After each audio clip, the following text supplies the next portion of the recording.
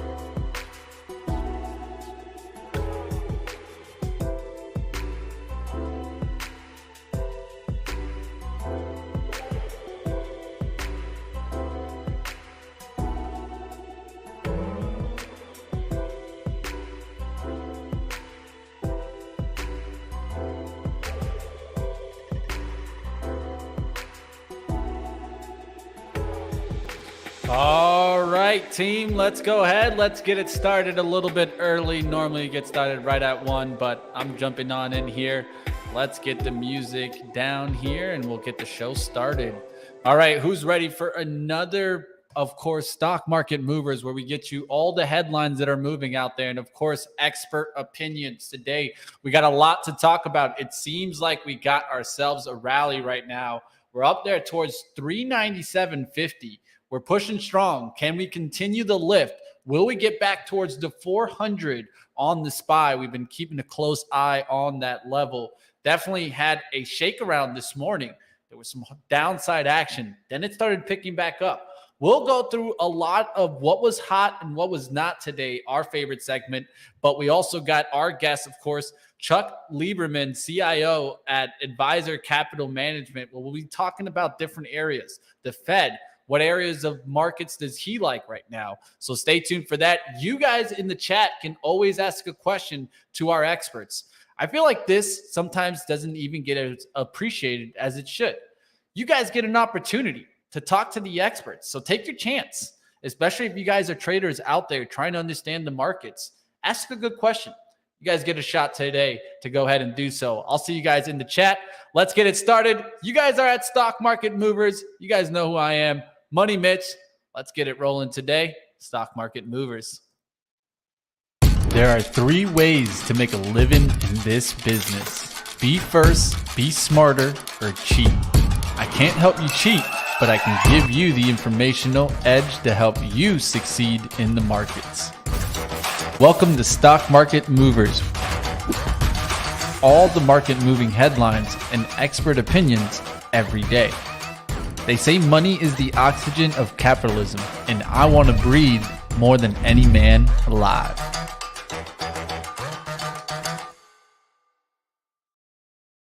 All right, traders, how we doing out there? Let's talk about this market. It is not looking too bad. I had myself a good, green trading day, but we'll get into it here. We'll take a look at what stocks I was even trading today. And of course, it seems like the path of least resistance right now has actually been to the upside. So you guys can see in the title, I asked, forget Santa Claus. This looks like a Turkey Day rally. Of course, we know Turkey Day being Thanksgiving. I'm trying to give thanks. Can the charts keep going? We're going to have to take a look. Now, today was put out today. I thought it was interesting. Was Goldman Sachs finally putting out their kind of outlook on the S&P 500 in 2023. They're expecting 0 earnings growth. Some people are actually saying contracting earnings, right? And then some people had put earnings a little bit higher, that they would actually expand growth, right? This is very important outlook. I think we need to keep watching how this changes towards the end of the year, because it's going to be somewhere where we're going to be looking at, are we going to really have a big kind of bull market comeback in 23, or is it going to be kind of more of a mix here? As you guys can see from this outlook from Goldman Sachs and them putting out ending the year at 4,000, that shows me more like a mixed results. Looks like we can have up and down moves, but doesn't really show me that they expect to see a trend straight back towards the upside. So that shows me that I might need to tame my own expectations. And like always, as investors, when we hear from the banks like this, doesn't mean that we got to follow them 100%. But it's something to think about as we're starting to look, of course, at earnings growth going into next year. And as we ask questions to our guests, like we'll be going to coming up with Chuck. All right, let's keep going. We'll take a look at the overall market, see how we're trading on the intraday action. You guys know I like using my 15 and the hourly for that outlook. The SPY just balancing around, battling right now. It seems like we did make that move to the 390s. We've gone up towards the 400, but just kind of sideways in the action right now, looking for that next move that we're going to get the push towards 400. But let's take a look. Of course, we'll take a look at the leadership coming up. And are we finally starting to get a turn towards the upside? Looks like the RSI showing me finally a little bit more of a turn towards that overbought side. Of course, this gives us room. We can make a nice little push rally here like we did here when we were kind of sideways, kind of battling, and then we got that nice little push, same kind of area that you saw that nice little expansion towards the top side. So I'll look for the same thing. Look for us to maybe make that run on the upside. That would be continuation on the SPY. Where could we get to? I'm still looking at that 200-day moving average. I do see this 404 as being a level that we could stop, but that 200-day moving average at 405.30 seems to make sense. Maybe we get a push up there. Doesn't mean that we're going to stay up there, because it could just be kind of that Santa Claus rally coming a little bit early and then a pullback following that. That's the way I look at the SPY right now. Of course, you guys make your own assessment, but that's the way I'm seeing the markets. And another line that I've been drawing is this trend line. And as long as that trend line doesn't break, I don't think the lows are, can get tested, at least from my eyes right now. Until that breaks, I'll keep watching this uptrend to just continue on kind of that slope. And if we can stay on that slope, we're not looking too bad in the overall market.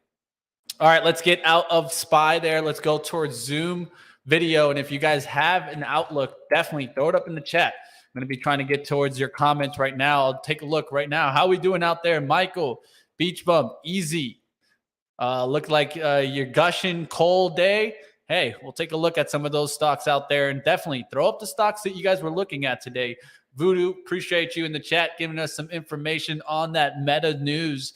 Looks like that news was false earlier on that coming from Reuters, but appreciate you, Voodoo, like always, catching that a little bit earlier today. And always good to see you guys in the chat. So say hello, especially if you're new to the show. If you're just catching it for the first time, say hello in the chat. Let's go to Zoom earnings. We're going to take a look. This morning, we were talking a lot of Bitcoin, so we got a lot to talk about on these earnings reports. Let's go towards the first one, Zoom video communication here. EPS at $1.07 beat the 84-cent estimate. Sales at $1.1 billion beat the $1.1 billion estimate.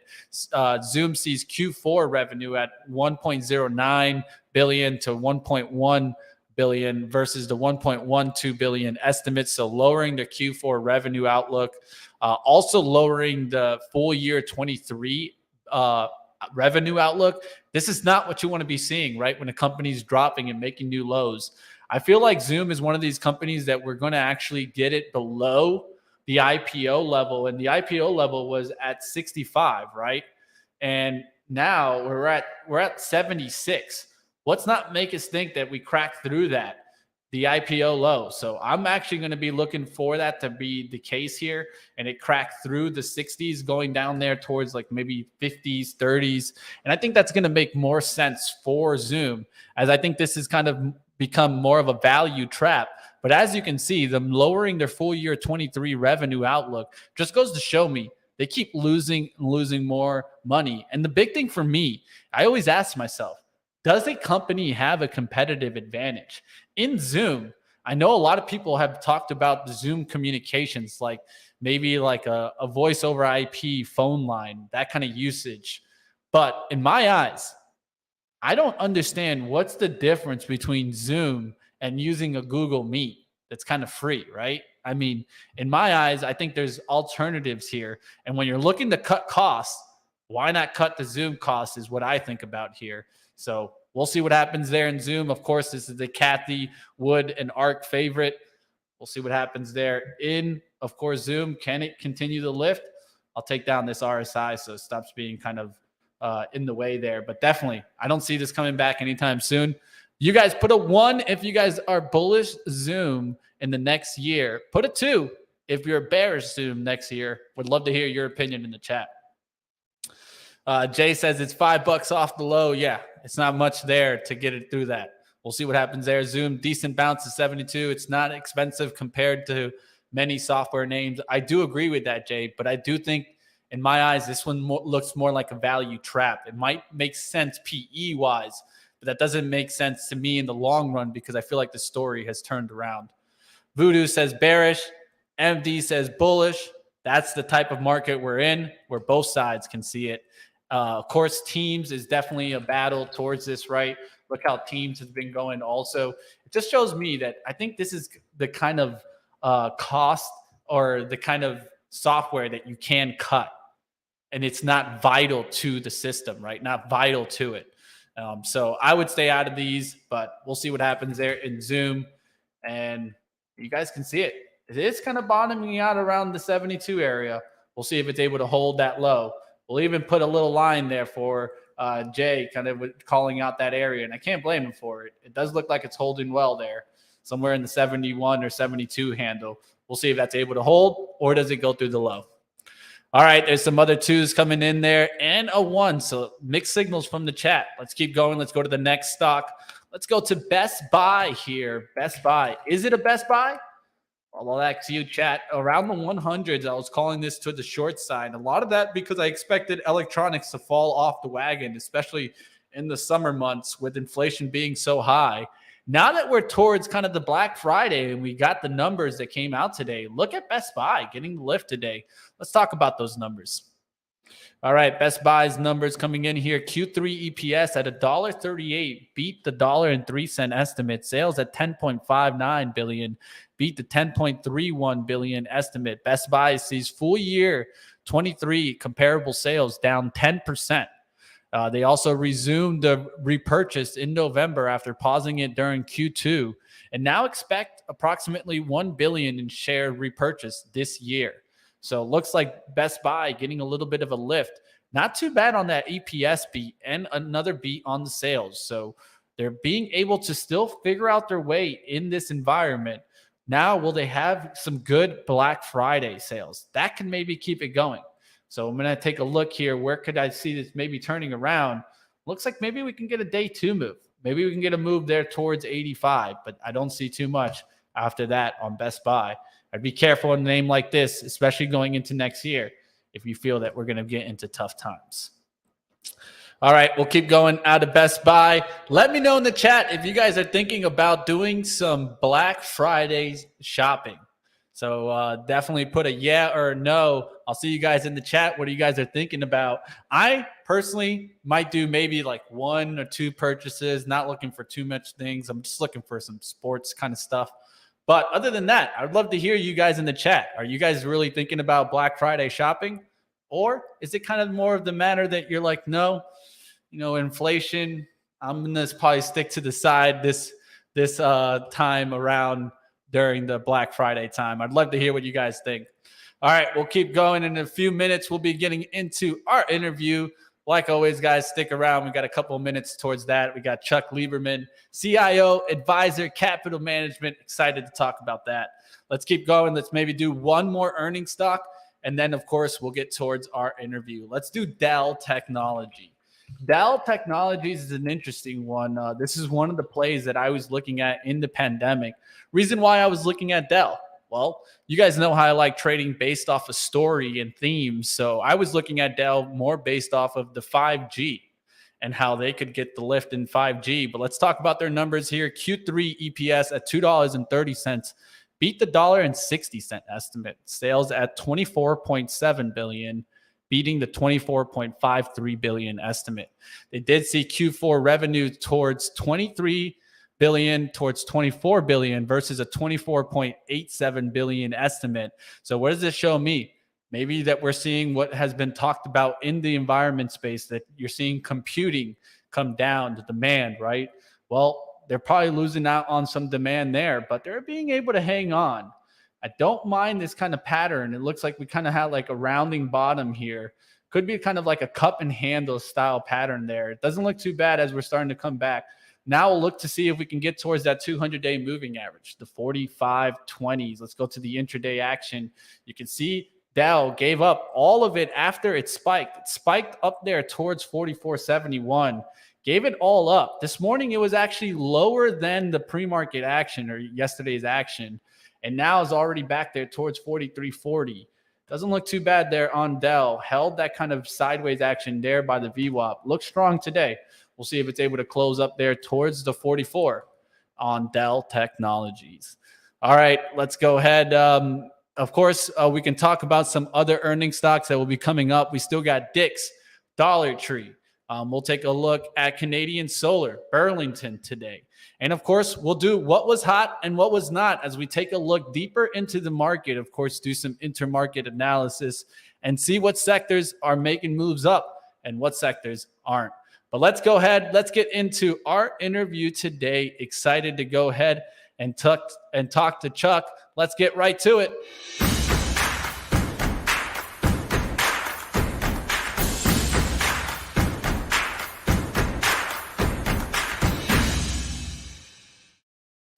All right, let's bring on here Chuck Lieberman, CIO, Advisor, Capital Management. How are we doing today, Chuck? We're doing well. A little cold, but otherwise it's fine. It's great. Yes, definitely. It's time for the Thanksgiving holiday. Before we start the interview, definitely wanted to give you a good Thanksgiving shout out. I hope you enjoy it with the family and are able to eat some good gravy because we all need a little gravy in this market. I'll take some turkey. Hey, take the turkey. The turkey's always better. Let's get right towards the market action. Now, it seems like we are getting a little bit of a rally since the recent CPI numbers started turning around. So I'd like to ask your question first on inflation. Do you really see inflation coming down? And do you feel that it will remain our focus, especially going into next year? Well, starting with the big picture first, it will remain the focus. The Fed is fixated on it. And we have topped out, but that's not really the issue in my mind. The real issue is how much is inflation going to come down? The Fed wants it to get to 2%. I think that's kind of unrealistic as of yet, but the market is thinking that inflation is going to come down. And so the market is just extrapolating. And I think they're taking it too far. I think the Fed is not done raising rates. So there's a lot more wood to chop here. Yeah, definitely. I mean, that's the question that I think we're all asking is when's the end coming to and what will be that end, right? Of course, with the fund rate, we have different outlooks from Bullard all the way up to 7%. Then as of Monday, right, Cleveland's Fed president, Loretta Meister, is talking about how inflation data is promising and that she could see the terminal rate between 4 and 5%. What do you see, Chuck? I'm in the north of 5% range for the Fed before it stops, before it pauses. Not necessarily done, but they're at 4% now. They've got to go higher. Everyone agrees they've got to go higher. Question is how much higher? And at 5% to 5.5%, I think the Fed can afford to pause. They can afford to sit back and wait and let the data start rolling in, see how much they've accomplished. It'll be a while before they even know. And so they can't go at 75 basis points a clip for very long without, literally taking it through the roof. So they'll slow down. They'll buy themselves some time. Rates will go higher in the short run, and then they'll pause. And then we'll have to switch our attention to the data, to the macro data, how fast the economy is growing and how quickly inflation is coming down. Now, of course, one of the things that I've heard multiple times from Fed Chair Jerome Powell is talk about the unemployment rate coming to a rise, right? They almost expect it to come to the rise. Do you expect to see this labor market starting to show some weakness? Or could we really have that soft landing maybe? Well, weakness is in the eyes of the beholder. It's like beauty, right? So think about a slowdown in growth equivalent to a slowing on the highway. You're driving the car down the highway. You went through a speed trap. Good luck telling the cop that you slowed down to 100 miles an hour and you're in a 70 zone, right? The Fed is slowing down. It will slow down the rate of hikes. The economy is going to grow more slowly. But the question is, how fast can it grow and how much does it need to slow in order to push the unemployment rate up? If the unemployment rate doesn't go up, if it stays at 3.7, 3.5, the labor market unambiguously is tight. And that creates upward pressure on wage rates, which creates upward pressure on inflation. So some of the inflation news is transitory in the sense that some of the components that pushed it up are transitory. They're coming out of the data. That's great. It's not enough. You need to have the underlying trend come down. And that's what takes longer to observe. And in order to get there, you also need the economy to grow more slowly. So when you translate what that means into numbers, we've generated 250,000 jobs a month. That's the equivalent of driving down the highway at 100 miles an hour. We need to get below 70. And to get below 70, you have to then look at the growth rate of the labor force. And that's in the ballpark of 50 or 75,000 a month. So if we slow down job growth to 100,000, there are people who are going to be running around loose, screaming that the economy is on the verge of recession. And that's not at all the case. We need job growth to get down to, let's say, 50. That will start driving up unemployment, and that will give the Fed comfort that wage inflation can slow down. So are you starting to be concerned of potential recession next year? I think there's a very good likelihood of it. And the reason is because getting the job growth number down so low means you're not far from zero. And it doesn't take very much to slip below zero. And the truth of the matter is the Fed's control over the economy is not that precise. They can't say they'd like job growth of 50,000 a month for 6 months. They can't accomplish that, but that's what they need. And so the Fed will not be able to get the economy under the precise control that they wish. And so there's a risk that they could overshoot. So a lot of people have been asking the question, right? Is Santa Claus coming to town? Do you expect to see maybe a potential Santa Claus rally? Yes, because again, that we've been looking at the economy. We haven't talked about the market and its valuation. Yeah. So I think that a lot of investors expect a recession. They are worried about it. They're worried that unemployment is going to shoot up. And that's why the stock market has come down, because they expect in that context corporate profits to get hammered. So we're priced for that, at least in my judgment. When you look at the S&P 500 today, you can find over 20% of it trades at a P multiple of 10 or lower. That is priced for recession. Other names are more debatable, certainly in the technology space, but those companies have also had their prices, stock prices, come down pretty dramatically. But at least there you can debate whether Amazon is fairly priced at its current pricing relative to its current earnings. You can debate that. In the case of, for example, the whole banking industry, the whole sector is cheap, trades at anywhere from 8 to 12 times earnings. To me, that is really unambiguously cheap. You buy those today, you put them away, come back in a year or two, you'll be very happy. Definitely. It seems like value has truly come into play here. And of course, this is probably where the focus of cash flows has really brought us to. And do you feel that this rotation could really get some legs where it sticks for a while, especially maybe going into 23, where value might outdo growth, at least for the time being in the interest rate environment? Yeah, I think it will for a while, because there's no doubt that value is cheap. Yeah. Growth is the one that is what I would characterize as debatable. So it'll do fine when the economy clearly turns around, because then people who need growth in their portfolio want growth, want to bet on growth, will be able to do that.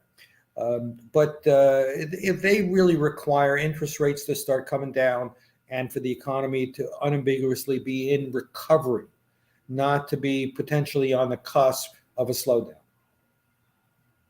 Now, one thing that I've been looking at is, of course, is that we feel like the Fed is kind of on both sides, right? I mean, we just get mixed signals from the Fed, but this is the monetary policy side, right? I feel like, what about the fiscal side, right? We've been seeing that, everything has been the focus on monetary policy. What about fiscal side policy? What do you think could come out of this going into next year? Maybe some opportunities.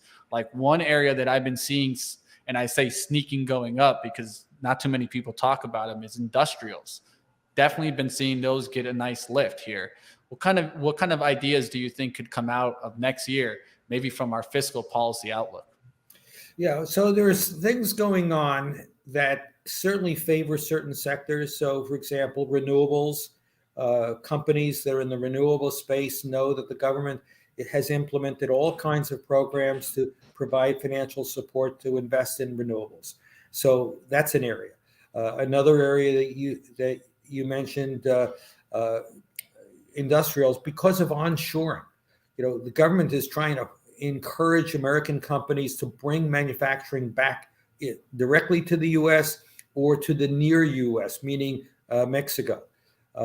That is also very positive for those kind of companies. But the fact of the matter is, in terms of new policy initiatives and fiscal policy, I'm not going to hold my breath. We got a hung Congress. We've got the Republicans in control of the House. The Republicans in control of the House, Democrats in control of the Senate. We aren't going to get anything that gets through unless a lot of people get behind it. And the political space is just too contentious these days. So I think that's going to be hard. Definitely will be hard to actually pass something through here. Last question I'll leave with you is, what sectors or industries should we maybe be watching right now, especially with something that we might be missing out because we're not looking underneath the hood?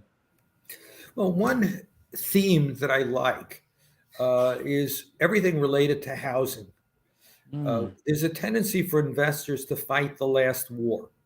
And the last war, we saw the implosion of everything in the housing sector and the financial sector because of housing. And as a result, when you look at housing stocks, construction stocks, banks, those are companies that are extremely cheap by any historical comparison. And it's not like we're not going to be building houses in the future in the United States. In fact, for demographic reasons, the downside in housing, in my judgment, is very limited. We are underbuilt as a nation in having sufficient housing for our population. And a lot of our people are doubling up.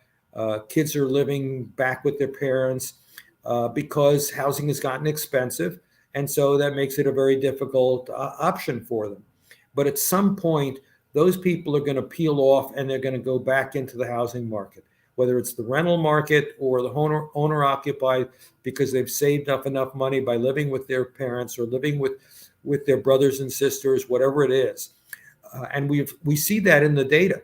So we know that there's an enormous amount of pent-up demand. The housing market's been hammered because of rising mortgage rates, but that demand is deferred. It hasn't been destroyed. Those people are still out there. At some point, they are going to come back. And so I think housing-related stocks and financials that lend money to the mortgage market are extremely attractive longer term, and they're cheap. They're very cheap because, again, we've fought the last war.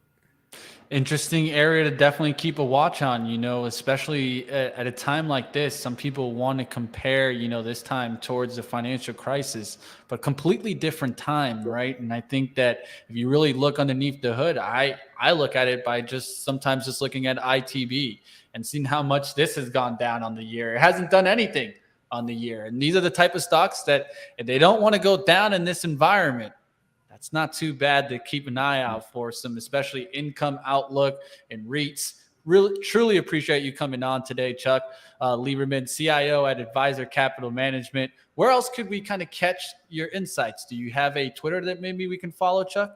I do. At ACM Chuck is my Twitter handle. There we go. Let's get it going there. Give them some follows, team. I hope you guys appreciated us bringing on today, Chuck, and we'll definitely have you back. Thanks very much. Have a great Thanksgiving. You too. You too, man. All right. That was some great conversation there with Chuck. I appreciated all the insight that he gave us. And of course, a look into next year, because I think it's going to be so important to keep watch, start really getting ourselves ready, because I think that this is the time of year where, some people are thinking about, like tax loss harvesting at this time. Some people are thinking about kind of what they want to make for the end of the year. I think this is really a good time to start getting your strategy ready for next year, because now is going to be the time to really start getting together the shopping list. What do you like that has come down, right? What makes sense to you evaluation wise? I think another thing to watch is going to be the earnings outlook. Like we talked about earlier in the show, how Goldman Sachs is taking a look and they're seeing no earnings growth, but they don't see contraction there. That's one thing that I'll be watching. How do the banks see the earnings growth going into 23? It's going to be a big focus. Interest rates, of course, will also be that focus. When will we get the pause? When will we get the actual pivot? Of course, everyone will be waiting for that moment. All right, let's continue going. We'll get some stocks out there. Brad, I did see your comment in the chat. Don't make you think that we don't check the chat there. Voodoo talking about it also, but I'll take a moment here for your message here. It looks like you've been watching Benzinga and trading videos for about 3 years, really. Been paying attention, really. And I get most concepts, but feel without a degree on this stuff, I just will never get it or build a strategy. One thing that I will say to you there, Brad, is you see me here cover a lot of wide ranges of areas, from sectors in industrials to healthcare, to technology stocks, to all different types of stocks, really. I don't hold back on knowing all the different types of areas of the financial markets. But that doesn't mean that you need to know all the different areas in financial markets to find success. One thing that I would tell you is to try to find some things that work best for you. Are you a type of person that you like fast trading? Well, maybe you can start looking into day trading. Are you the type of person that likes a slow, malicious approach? Maybe you're looking at investing or swing trading, right? What works for you is going to be what's important here. You don't need to know everything underneath the sun to find a profitable strategy. Another thing to do there is to do a lot of back testing and understanding what it truly takes to build a trading system. The only reason I'm taking time out of the show today to answer this question is because I truly feel that if you put in the time and research, that you can find that you could start understanding this environment. Now, are you going to be able to understand every trade underneath the sun? No, but you can find some certain areas to start finding some strength and understanding in. Some people have a tendency of restricting themselves to maybe like 5 to 10 stocks and maybe just understanding those stocks, how they work, with their story meaning how do they have their kind of retail following? What's the outlook? What are the theme outlooks? Is it a big theme that we're looking into like EV? Another thing is looking in the fundamentals, understanding technicals, right? Try to break it down. Don't make things that difficult. Try to keep things simple. Of course, the KISS terminology goes there, but everybody can try to find something that can work for them. Another thing's going to be doing that back testing to find out that it's truly a profitable system. Most people aren't willing to put in the true test to find out if their system works, and they run into a lot of problems. But getting out of that, Brad, I hope you appreciated us taking a second there to answer your question, or at least your struggles. All right. I've been trading futures and losing money just off of which I think price is going to go to 3,000, not losing. Well, hey, Brad, just keep finding what works for you. If you're finding that maybe a futures market is, losing you a lot of money, well, maybe that's just not the type of asset that you should be trading. Maybe you should look into the stock market or maybe the Forex market. Not saying that that's going to bring you to success, but there's nothing wrong with looking into different asset classes to maybe find what works best for you. All right, let's keep going. We'll take a look at some stocks out there. We'll go back to the earnings. Let's get towards some of those. You know what? We can go towards some earnings stocks. Let's go into what was hot and what was not, and then we'll go into earnings stocks because a lot of times the earnings stocks have already made moves, so they're not that interesting to me. Once they've already made the move, I'm already paying attention to the next move, right? So let's get into what was hot and what was not today. This is where we take a look at the sectors and the industries that are moving. A lot of the times we want to be working in what we call a top-down approach. So a lot of traders start the day doing what? Well, if you look at a lot of momentum traders, they start the day looking at a gapper scanner, right? They pull up the gaps. What's making big moves? Well, that would be more of a bottom-up approach, right? Where you're looking for stocks that are moving to find the industries that are making moves, to find the sectors that are making moves. I like working backwards from the top to the bottom, right? Well, I'm going to be working from sectors to industries to the stocks. What this helps me is looking for those industry-wide moves or sector-wide moves where we're getting true rotation coming into play. Let's go ahead. Let's take a look. All right. Well, you see basic materials getting that lift up there today. Let's go and kind of order this out here. Energy actually leading the day on the way towards the upside. Getting continued move there from XOM now towards 113. Oil not wanting to turn around. And this is very important to kind of keep watch as we keep seeing this kind of push out. XOM definitely getting the lift here. We'll continue to watch to see what happens there. Basic materials also getting the lift here. What did well in basic materials? Silver having a good day. PAAS. One way to kind of keep an eye out on this. You see how I went from sector to industry to the stock. And that's how I can find which ones are the nice ones today. FSM, another one, it's kind of a smaller play, getting a nice little lift today. We'll keep these ones on watch. Also, you got AG having a good day there. Copper having a good day. This is one that I traded today. FCX, not a bad one. Was watching this kind of 15-minute move. It looked like a kind of ascending triangle there. And it got the breakout towards the upside. We'll look to see if this can continue. SCCO is another one that I've been waiting for the move. If you guys remember, we were talking about SCCO when it was down here, breaking through the 50. This has already gone towards past the 60s. So this has been a massive move since we've been looking at this, about 20% move from the lows where we were looking at it on FCX. So keep your eyes on that. Gold getting a nice little lift today. GOLD pulled back there, caught the lift there. We'll see if it can actually keep pushing. A lot of this is probably the dollar coming down. And then, of course, coal. Coal's another area that we were looking at it for a nice little breakout. Looks like BTU is making that push. We'll see if it gets towards the 30s. There's a couple other stocks. Of course, steel having a good day today. Nucor had a good day yesterday. Will it have a day two? Well, there you guys see it. Had a nice day two. Also, X was one that we were watching yesterday to see if it would get the lift. And one that I mentioned, Cleveland Cliff. Would it kind of catch the bounce after being kind of that leader lagger style trade? Well, not a bad move right out the gates. Nice little spike there towards 15.97. We'll see if it closes the day towards 16. So not a bad move there from some of those basic materials. Cleveland Cliff getting that nice lift there. Steel stocks getting some lift. Agricultural input not looking too bad. MOS is a good move there. Take a look on the daily chart as you're starting to come back. All right, take a look at the monthlies. The monthly has kind of that sideways action. We can take away this 52.10 here. We can see kind of the bottoming action. You can see how you're trying to come back through the trend line. Will we start making our way back there towards 60? Big area to watch is above 55 on MOS. Right now, you're kind of in the middle towards 50. We'll see if it gets back there through 55 on the up move. CF is one to watch to see if it continues to shrink. This one likes to run with MOS, but it's actually held better than MOS. So look for this one to maybe take a lead, show that breakout towards 120, and then MOS trying to make it towards 55. We'll see what happens there. Aluminum getting some push. Metals, of course, continuing a nice little lift there. We'll see what happens on these names. Lithium names like MP is one that I'd keep on mind.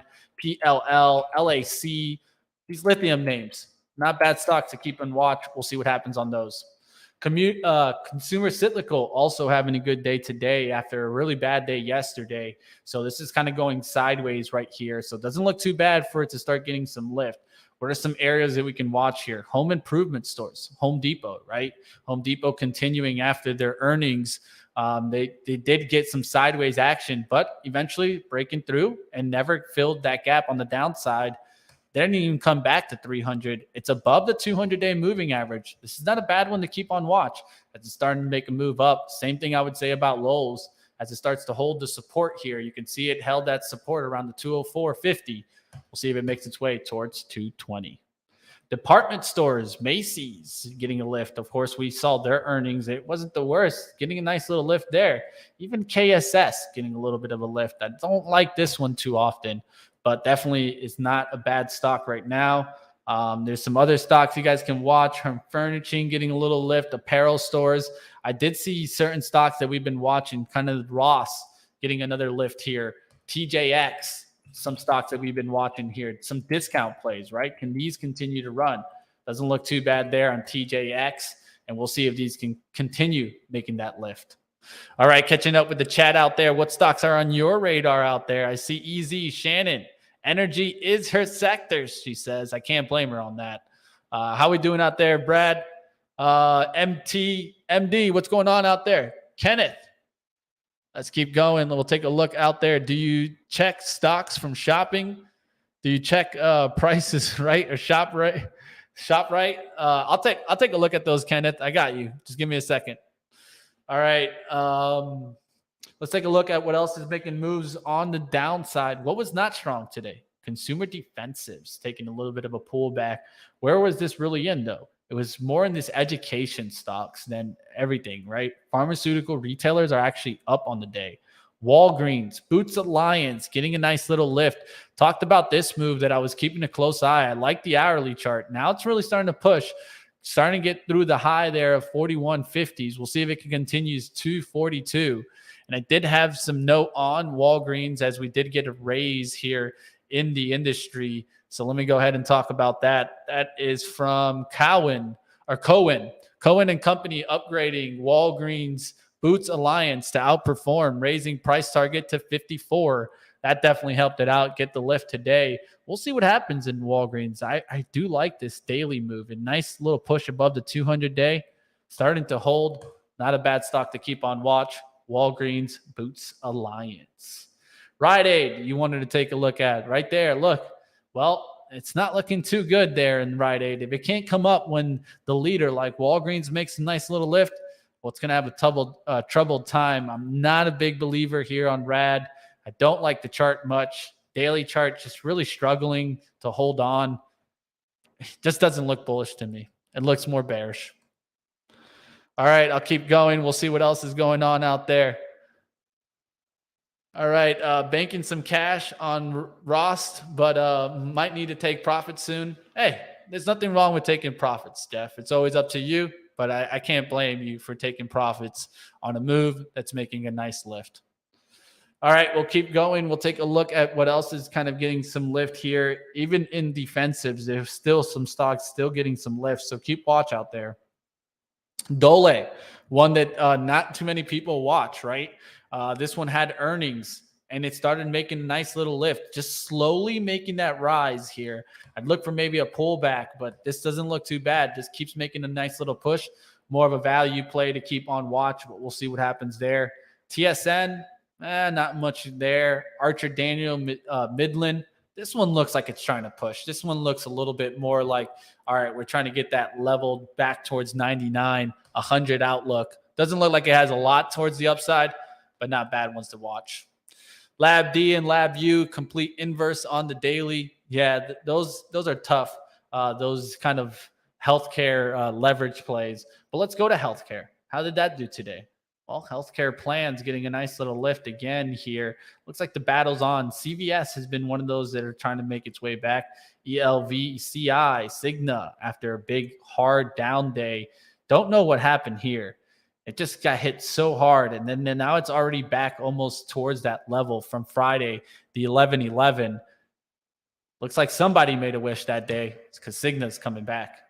Humana, another one that I'd maybe look for that nice little lift. I've been looking to see if this was going to come back there the same way that Cigna kind of made that downside move.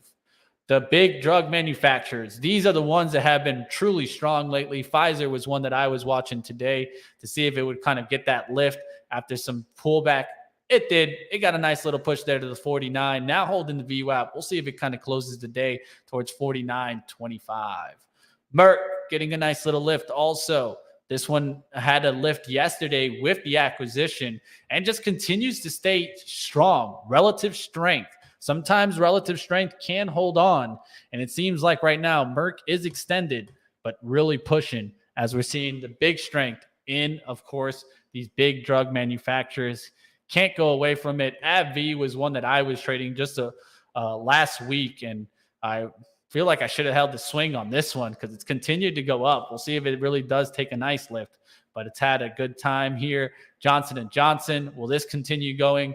Just seems like these stocks are the strongest ones in the markets as of late, but also industrials are not far behind. You guys heard me mention that a lot towards our analysts there because there's stocks like this. I'll go through industry that I love looking at.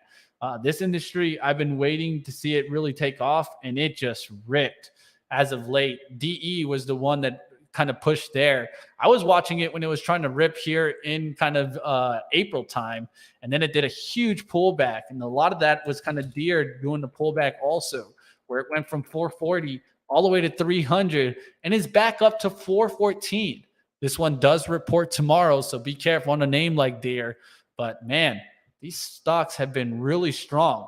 We'll take a look at some of the stocks that have been the strongest on the year and actually are in, 52-week highs. I'll take a look at some of those that you're mentioning there, MD. But those are interesting, those inverse ones. let's get into some names that have a big, all-time high, right? We're not talking a little bit, we're talking all-time highs, right? And so Cat is one that I'm looking to see if it eventually will get there, but it's not too far off of it, right? Caterpillar. Now, one of the ones that I'd point out to that not too many people watch is Picard.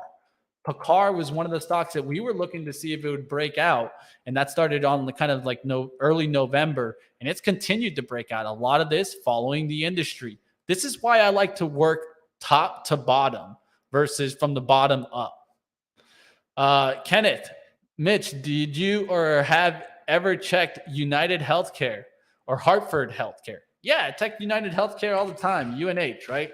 We could take a look at it. It's definitely in the healthcare plan stocks. The big thing with UNH is that you're kind of stuck in this channel. It doesn't mean that it's a wrong thing. It kind of helps, right? When you're stuck in a channel. When you're stuck in a channel, it just means that you kind of get those bounces. You see how you go up on the monthly, you come down on the monthly, up, down, up, down, up, down, up, down. And you're kind of playing that bounce. So I would always look at monthly lows to try to find support at those levels. And then that can give us good daily levels to find some bounce, especially on levels like this where you're getting the 200-day right below it. That doesn't look too bad there for me to find some bounce. As even today's price action brought you in the morning towards the close yesterday, you were at 515. This morning, you were at like 517. Not bad levels to watch. We'll see if it holds on to those. You see, I see you, Kenneth. I see you. All right, we'll keep going here. We'll take a look at some other stocks that are making moves. Let's go towards some of those that have that all-time high that we can keep watch.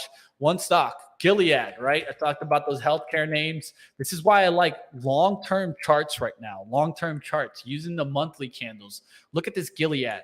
This Gilead was for a really long time one of my favorite charts to look at just because of the prettiness. Look how I created this line and this trend line, and it says it right there. I created it on August 17th, 2021.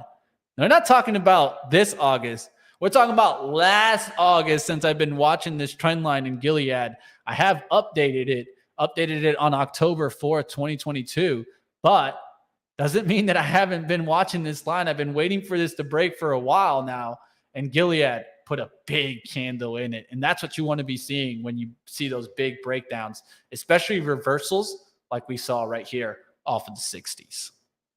All right, we'll see what else is going on. Let's go towards some other stocks that are making moves. Looks like the non-sexy stock seems to be a theme here, right? Look at Travelers Company getting a nice little lift. This is an insurance company just continuing to push, right?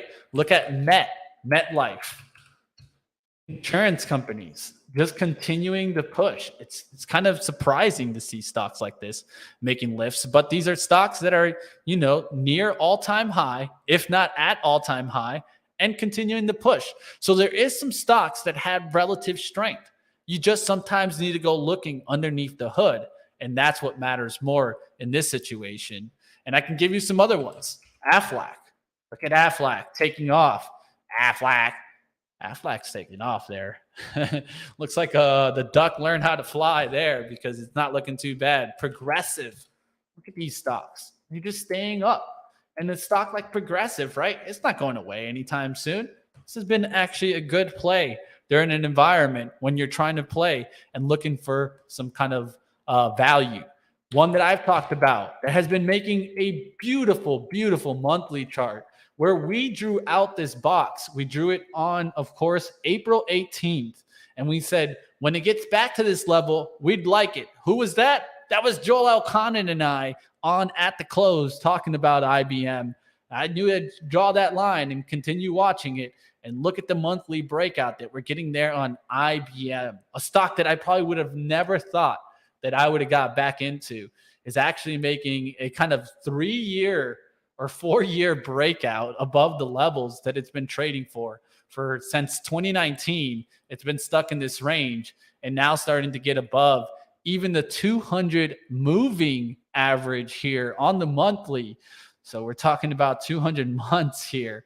IBM, big pullback to old resistance, starting to act as support. And who knows?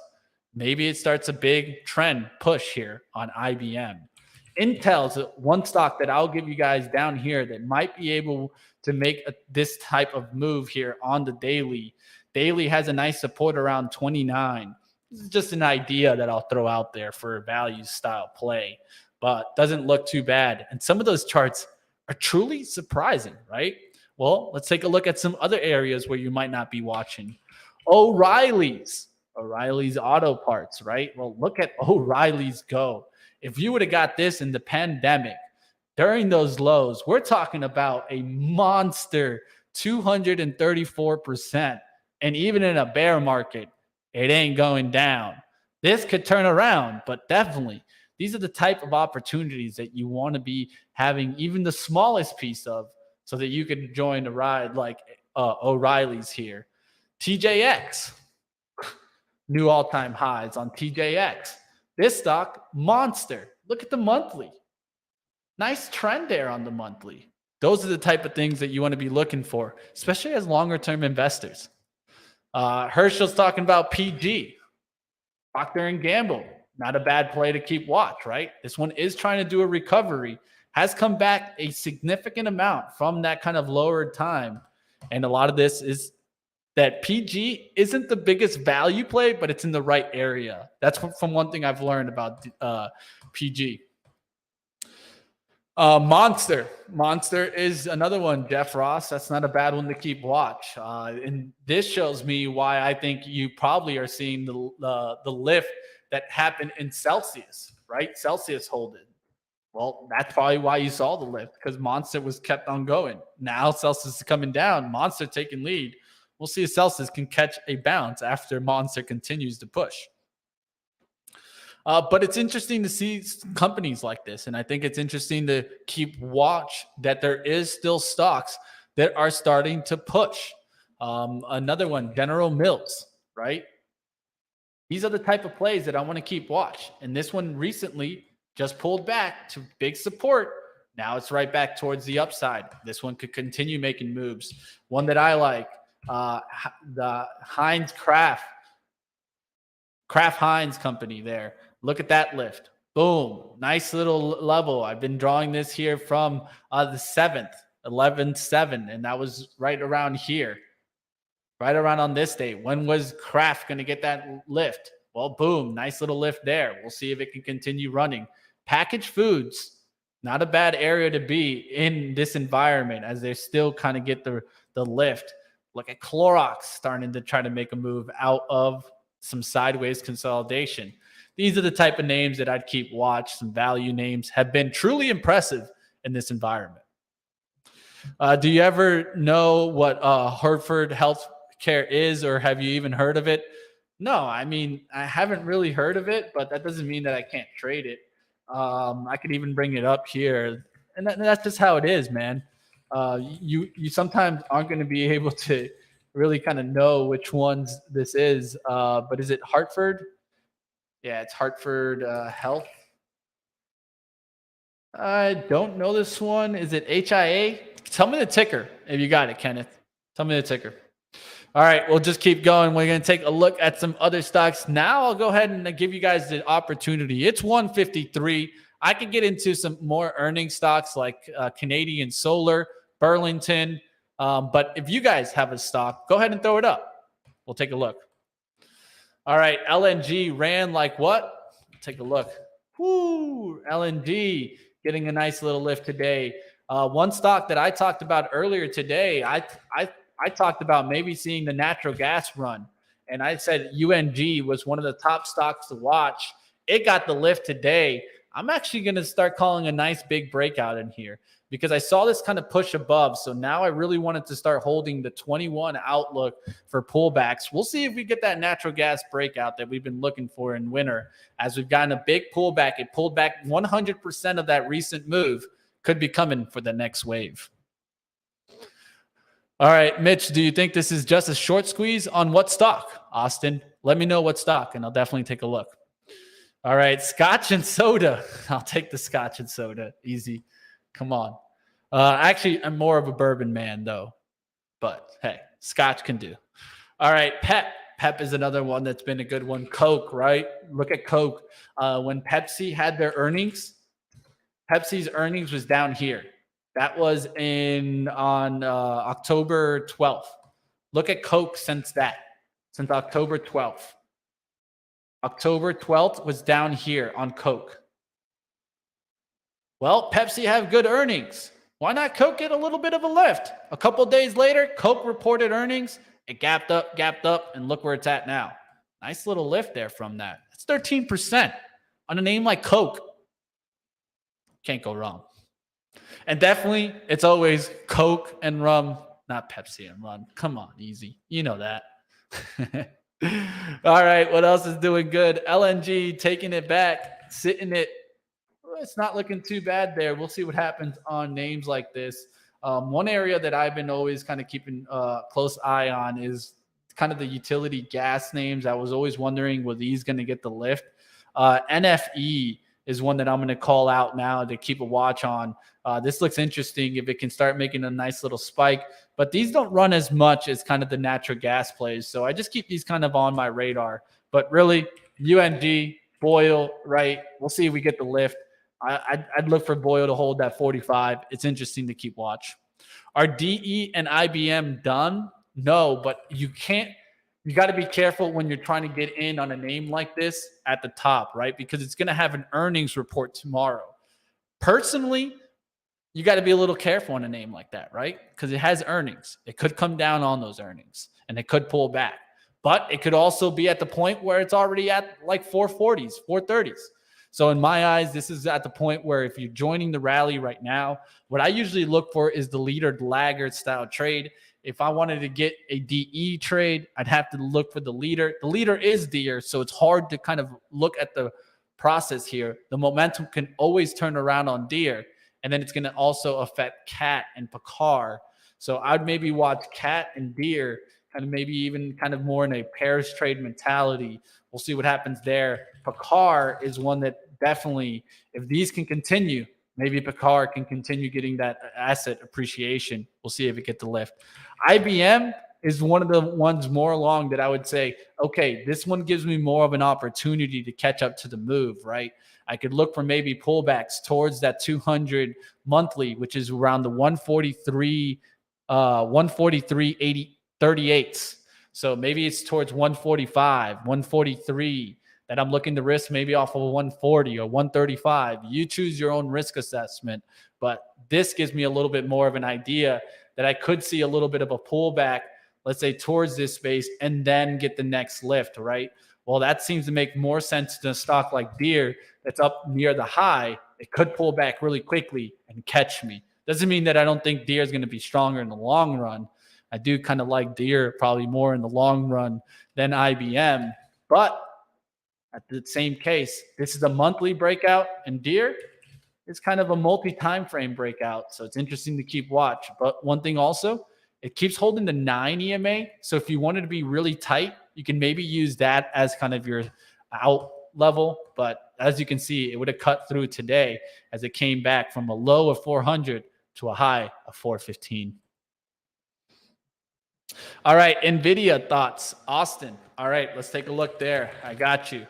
All right, it's about 1:58. We got about 2 minutes left, and then I got to get out of here. I got to get you guys over to the next show here. But definitely do me the favor, guys. If you guys enjoyed today's show, smash the likes.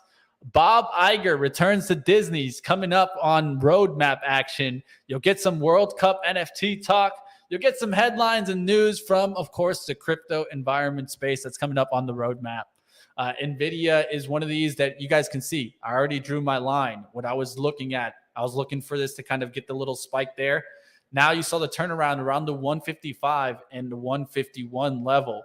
For me, I would want it to hold that 155 pullback now. So definitely if it can pull back to 155, doesn't look too bad there, but it's definitely holding on right now. And when you think about it overall, NVIDIA did pull back. It didn't come back into that kind of gap down phase. It just pulled back a little bit, now looking to come back here for the 170s. And if we're going to get a Santa Claus rally, maybe NVIDIA starts leading kind of this rally back towards the upside. The only concern is that once we get to those levels, are we just going to top out at those levels? That's where I'd be a little bit more concerned. Like AMD, same thing. I think we could get maybe back towards 78, maybe 80s. But do we have much more than that? That's where I get a little bit more concerned. NVIDIA, I could see it starting to come towards 165, maybe this 163 first. Seems like it wants to get up there. We'll see if it's able to make that move. All right, I'm not going to, Kenneth, you're not going to be able to be here tomorrow, man? Come on, man. You're letting me down. No, don't worry, Kenneth. I'm not going to have stock market movers tomorrow. I'm going to go ahead and take stock market movers off for the rest of the week. I hope that you guys stick around and continue battling in the markets. You guys can always reach out to me. So don't worry about that, guys. You guys can reach out to me at, of course, Money Mitch BZ. Looks like for some reason my name's not here. There it is. Show display name. Money Mitch at BZ on Twitter. You guys can always reach out to me. Hey, are you looking at this stock, this stock? I'm always not going to be able to give you financial advice, but one thing I'll always do is let you see what I see, right? Be transparent about it. We don't know where things are going to go, but one thing we can do is look for rotation, look for a probability to play in our favor, and of course, stay in the mathematical probability to get into success. We'll see what's going on out there. It's 2:01. That means I got to get out of here. You guys smash the like. We'll see what's going on for the rest of the day. Catch me on At the Close at 3:30 with Joel Alconen as we take a look at all the market action and what happened in the markets today. That's what we'll always have, and definitely have a good one, easy, and everybody. Yeah, I mean, if you want to, everyone of age, you can have a little bourbon this holidays. Can't go wrong. All right. Never trust men with headphones. Daniel, do you need me to get rid of the headphones? I could get rid of it. What's up? What's up, man? Let's go for it. I'll see you next time. Come over to the Roadmap team, and I'll see you at the close. Hit the thumbs up on your way out of here.